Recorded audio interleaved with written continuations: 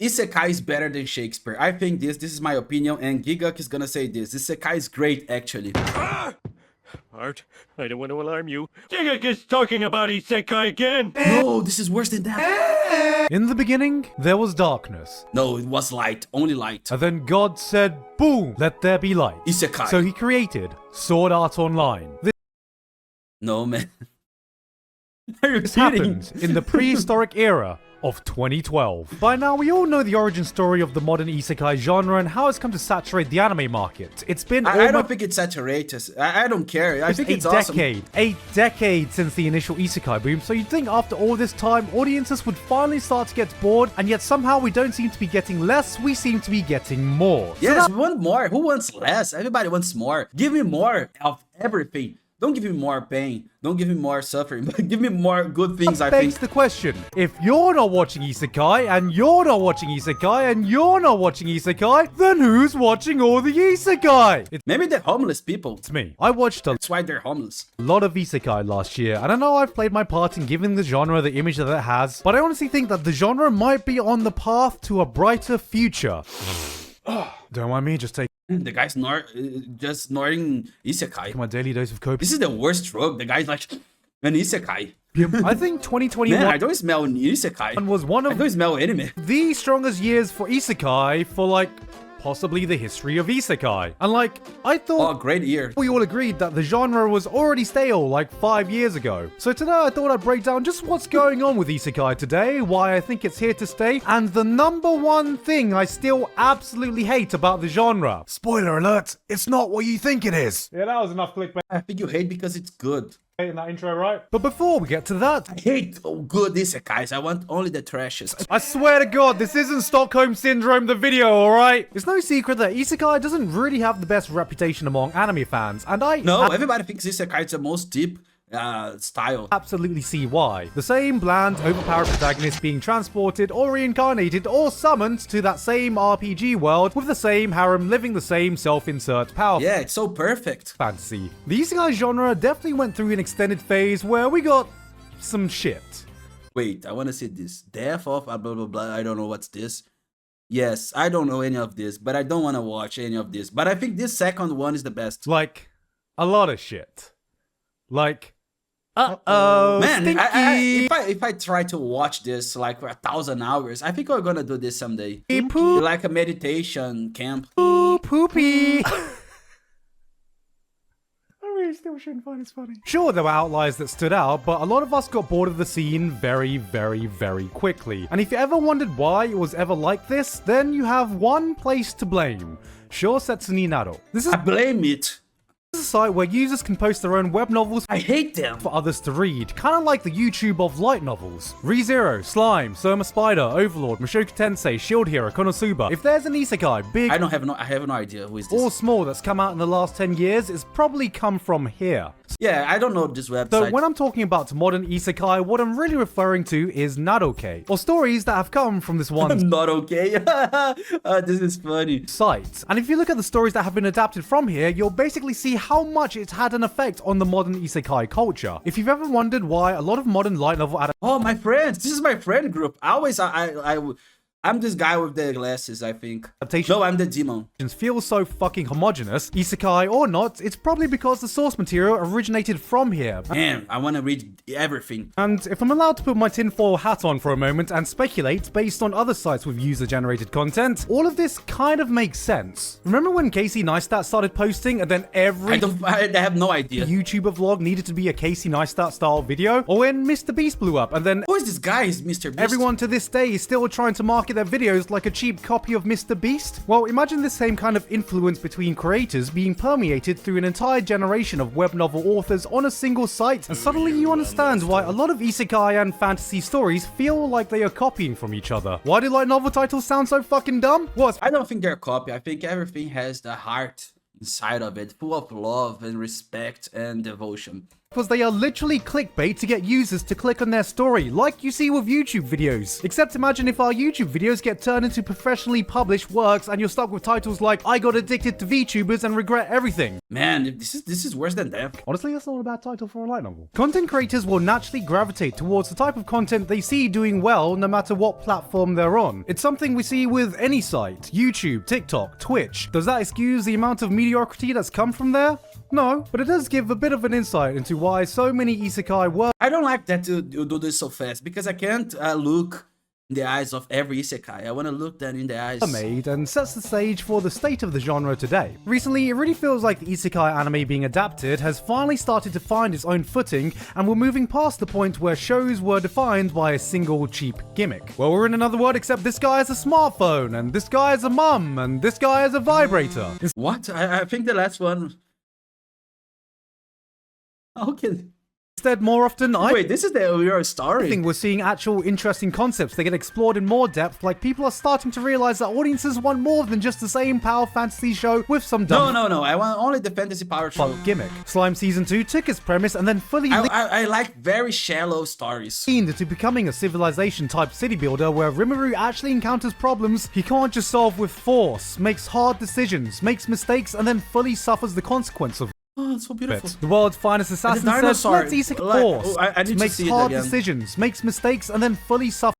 Oh, this guy's my favorite already. I think the three guys. I think this one is with the less aura, but the dinosaur is full aura. The doctor has aura too because he's beside a dinosaur. Was the consequence of it. The world's finest assassin said, let's isekai John Wick. If you take someone who's already skilled and powerful in the real world, how would he use his skills and knowledge to break the systems presented in the fantasy world? What happens when a goddess isekais more than one person to get the job done? What will the majority of people do? Realist hero takes a Nothing. We need an isekai that the guy just goes there and he does nothing, and the world is fucked up. The world's destroyed and he doesn't do anything to make it better, and he just lives without helping. No help, no change. The world becomes the same in the end, and and he comes back. And then he regrets and he forgets everybody.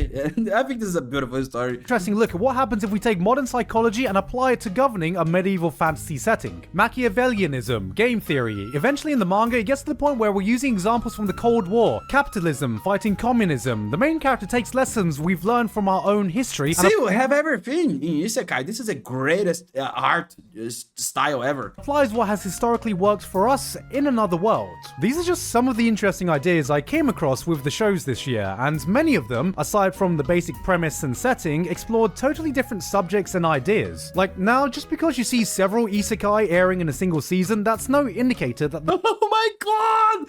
This is so perfect! How can this be bad? This is perfect. The guy has tigers, has horses. This is fantastic. indicator that the show I wanna watch will this. actually have anything in common with each other. Mushoku Tensei, Re-Zero, My Next Life as a Villainess, Sentence of a Bookworm, Restaurant in Another World. These are all isekai Oh, so much literature. set in your traditional fantasy world that are completely independent of each other in plot, tone, characters, and appeal. I've Been Killing Slimes for 300 years has more in common with Dragon Maid than it does with the other isekai with slime I in think it has more in common with Death Note. the title. Is there still a lot of garbage being made? Yes, but it's no longer as relevant to look at a new show and say, it's not like your typical isekai, because a lot of isekai are Not being like the typical isekai is the typical isekai because they always want to do something very different. no longer like your typical isekai. I Like don't know if the slime thing, the spider. this is sounding like massive isekai copium right now, so I just want to go on a little tangent to look at what I think might be a similar case that happened for gaming, the shooter genre. I remember when these first Oh, I'm so bad at this. exploded onto the scene, and I shoot myself. I kill myself during those games. you couldn't get away from them. Halo revolutionized console shooters, setting the Even if it's not possible, I do it anyway. blueprint that many modern shooters still use to this day. Halo 2 set the stage for online gaming, only for Call of Duty 4 to skyrocket shooters into the mainstream, and from there on, there was no turning back. Your friends started playing shooters, your brothers and sisters and your cousins Yeah, started this is what's bad because like we killed so many people in real life because of this. playing shooters. Heck, I think I even caught a glimpse of your Me and my friends, we used to kill 1,000 people in real life because of these games. grandma playing Search and Destroy on Terminal once. Shooters were absolutely inescapable, and there was a point where I swear every big game release was a shooter or had some kind of fucking shooter mechanics in it. Shooter after shooter after shooter after shooter. It was like we were getting the same copy and paste game from every big company trying to cash in on a quick buck. Oversaturation was a real thing and gamers were getting visibly fatigued by them all. So, 20 years later, what do we have to show for it? Isekai. This is the evolution of the shooting games. Well, Halo's got a grapple hook now. As tired as we got of shooters, they If you let your kid watch Isekai as a child, he's gonna Isekai his school. never really went anywhere, but instead He's gonna become a park, I don't know. Something's gonna happen. carved out its own corner in the industry that is still consistent to this day. Did we get another COD 4 or Halo Combat Evolved? No, but what we did get was small tweaks and innovations that slowly meant that different shooters could find their own niche. You want something more on a grand scale of battles with vehicles? Well, go play Battlefield. Want something more team-based and tactical? Well, Counter-Strike and Rainbow. Yeah, you wanna see feelings, play Modern Warfare. Six is a thing. Colorful abilities. How about Overwatch? Battle Royale 2? Well, good thing Apex exists. Oh, you just want to see your childhood ruined? Well, there's still Fortnite. I don't know why Itachi gets so much flack for murdering the Uchiha clan, where Sasuke right here is quite clearly murdering their entire legacy. The term I think Itachi was right. Those Uchihas were so pain in the ass. shooter in the first place is such a broad term for a game where you point at something, then click a button for that object to commit die. And I think this could be what Isekai is turning into for anime. Butterflies and fairies Isekai. This is the best. Isekai could just become a staple of anime the same way that high school is. There are hundreds, if not thousands of anime shows set in high school, but that Hey, and there's no one about retirement, about being old and dying. doesn't mean that any two shows are gonna have anything in common with each other. If anything, I just wish these shows put Yeah, I want to see a show that the guy's just laying there at the end of his life, thinking about all his regrets. And thinking, oh my God, I did nothing with my children. I did nothing with my grandchildren. Oh my God, I did nothing with my ancestors. I did nothing with I did nothing, man. And he just dies. This is the end. The guy's just old, 95 years old, and he just dies. This is my high school type of anime that I want to watch. in a little bit more effort to at least look more distinct. You look at some genres in anime and you're like, damn, all of these have such distinct style and feeling to them. And then you look at Isekai and you're like, I think they're very different. It's because they like to use hair like this. They're the same picture. In Japan, I think every Japanese person looks like this, or maybe they look like Deidara. I don't know. it's like every show is still using the same two character designers with the same fucking color palette that just melds into one conglomeration of No, Isekai protagonists are very different. This is a very different. generic mess that makes it impossible to discern Like every one of this, you see a lot of personality, a lot of any of these shows at just a glance. But you know what? Baby steps. At this point, Isekai is just comfort food for me. Sometimes it is still the same copy and paste show. Yes, there is still a lot of trash out there, but more often now you'll find these neat little ideas packaged into the same familiar formula you've seen that will make you take a step back and think, huh, Man, imagine Isekai in 30 years. It's gonna be perfect. that was actually pretty damn fun. I'm not saying Isekai suddenly turned over a new leaf, but what I'm saying is in 2021 it didn't feel as cheap anymore, and there was more variety than ever for a genre that is apparently all the same. I do think it still has one massive problem, but it's just not the one everyone seems to complain about. Because to me, the one biggest thing I wish I know the problem. The problem is we're gonna die one day and everything's gonna end. This is the problem with the Isekai.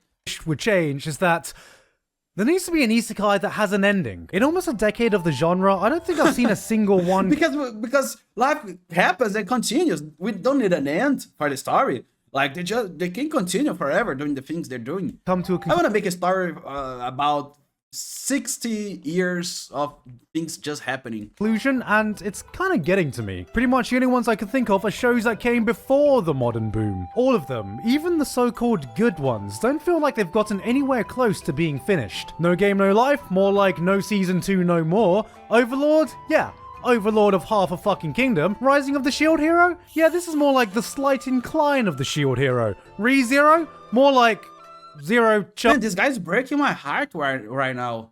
chance of ever seeing this end. Okay, that was We need to see the end of things. awful. My I said the opposite 1 second ago. with modern isekai isn't that they are bad.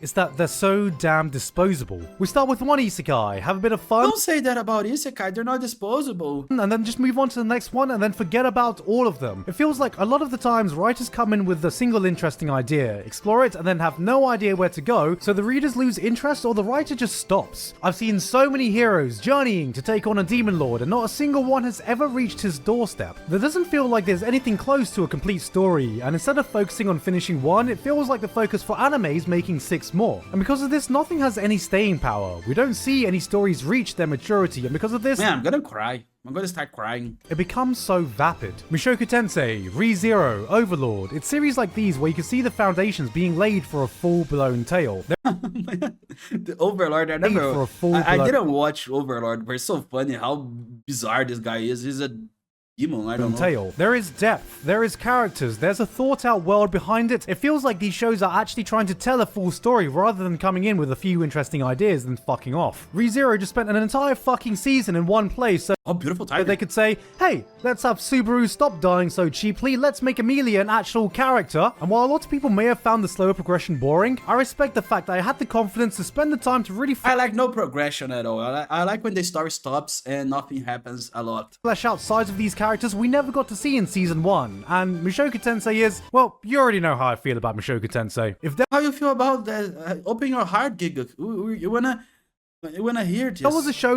that could lead the Giguk is not opening his heart for the truth right now. charge for all the changes I wanted to see, this could be it. Because unlike most other isekai, the source material No, is in fact, he's opening his heart. I wanna send love to you, bro.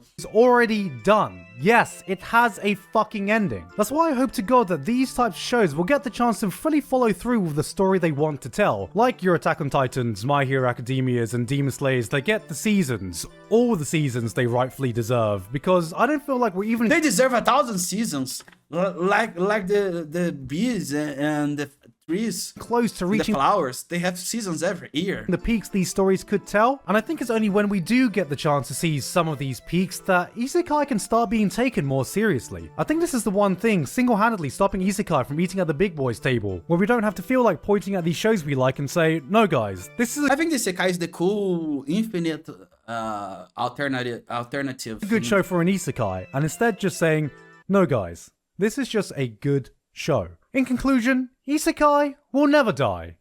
Oh, thank God. Oh my God, I can be alive now. I was about to end everything. No, man, thank God, this Isekai will never die. We need this forever, man. Oh, I almost lost my oxygen, but I got it back because of this phrase. Man, this is my mantra. I'm gonna say this every night before going to sleep. Isekai will never die. Thank you, Lord.